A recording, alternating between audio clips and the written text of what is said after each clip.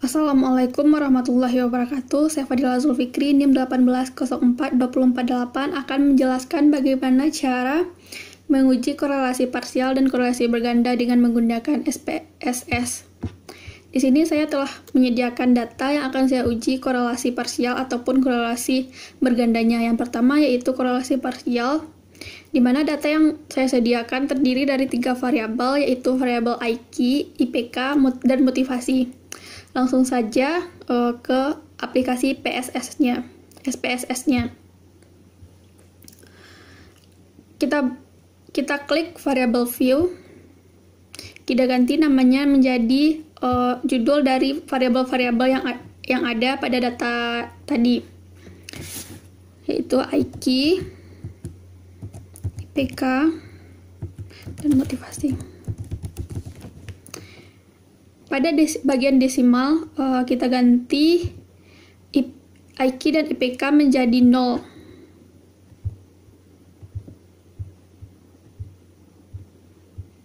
Lalu kita kembali kepada data view.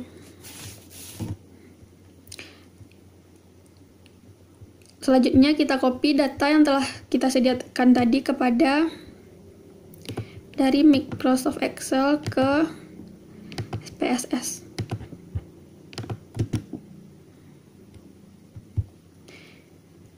Karena kita akan menguji korelasi parsialnya, sebelum itu kita harus menguji apakah data yang kita punya berdistribusi secara normal.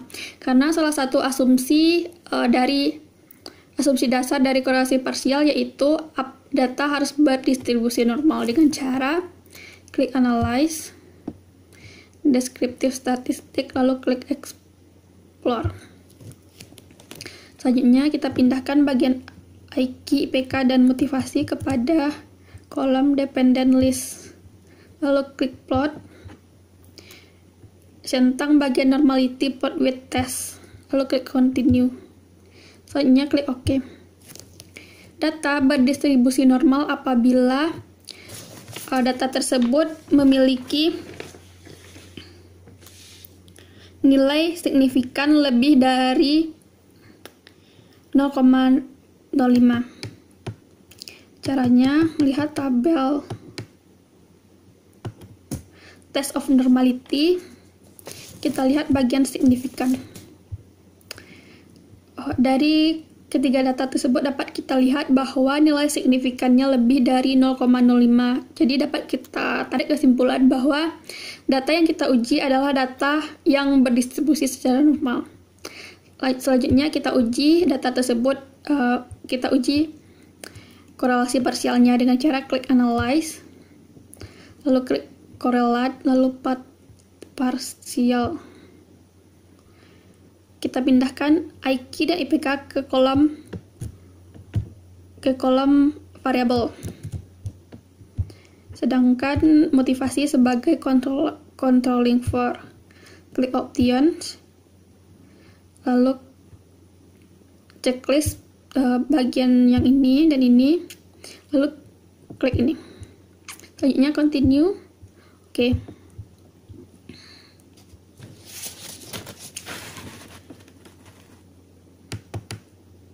Lalu untuk mengetahui korelasi parsial, kita melihat dari tabel correlation ini.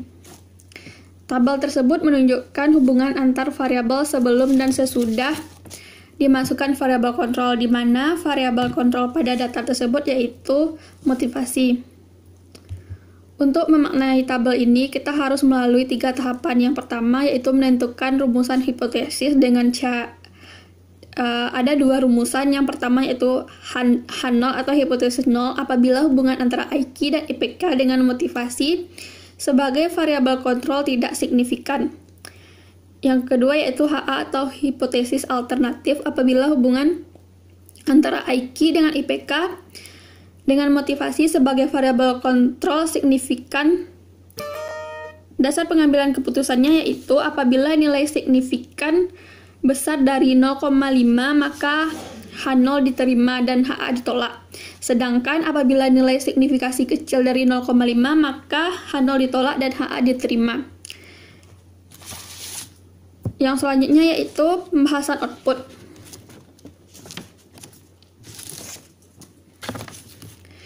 Dari tabel dapat kita lihat bahwa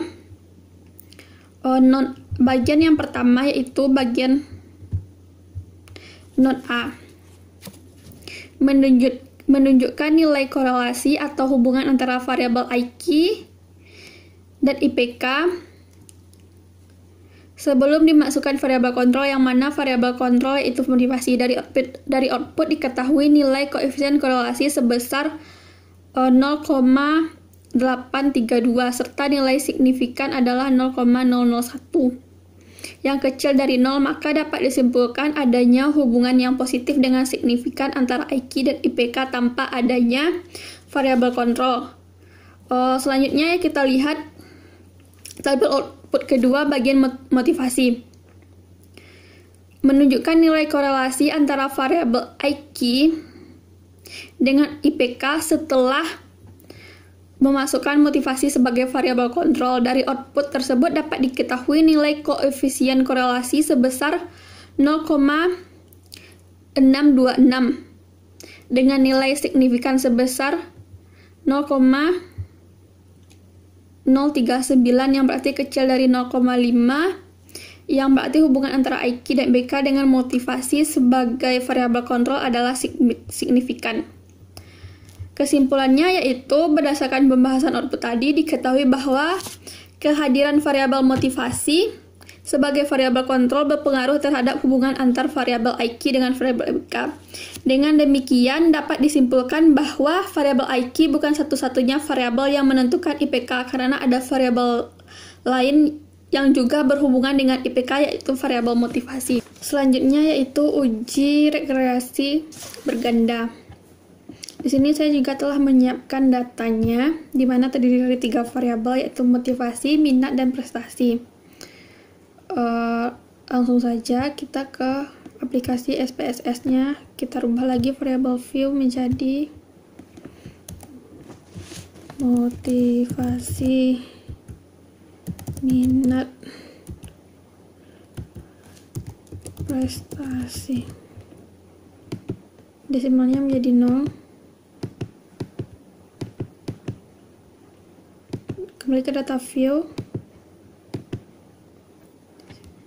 Selanjutnya yaitu klik analyze, klik regression, klik linear.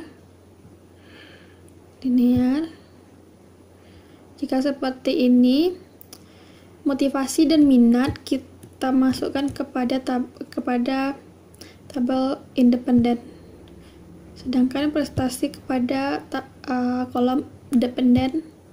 Klik statistik,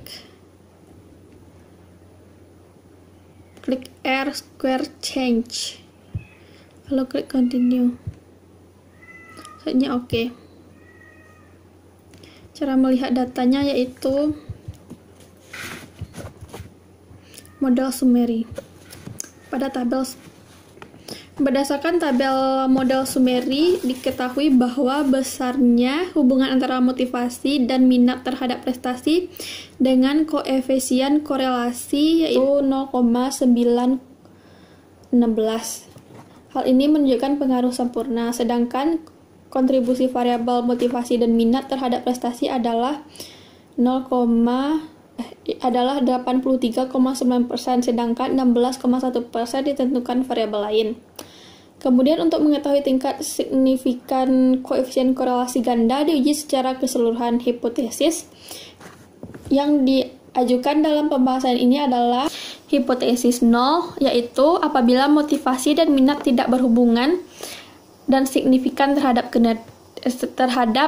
prestasi. Selanjutnya hipotesis A, apabila motivasi dan minat berhubungan dan signifikan terhadap prestasi. Berdasarkan tabel diperoleh nilai probabilitas atau signifikan F change yaitu 0,00 yang lebih kecil dari 0,5, maka keputusannya adalah H0 ditolak dan HA diterima. Artinya motivasi dan minat berhubungan dan signifikan terhadap prestasi kerja. Demikian yang dapat saya sampaikan. Terima kasih. Assalamualaikum warahmatullahi wabarakatuh.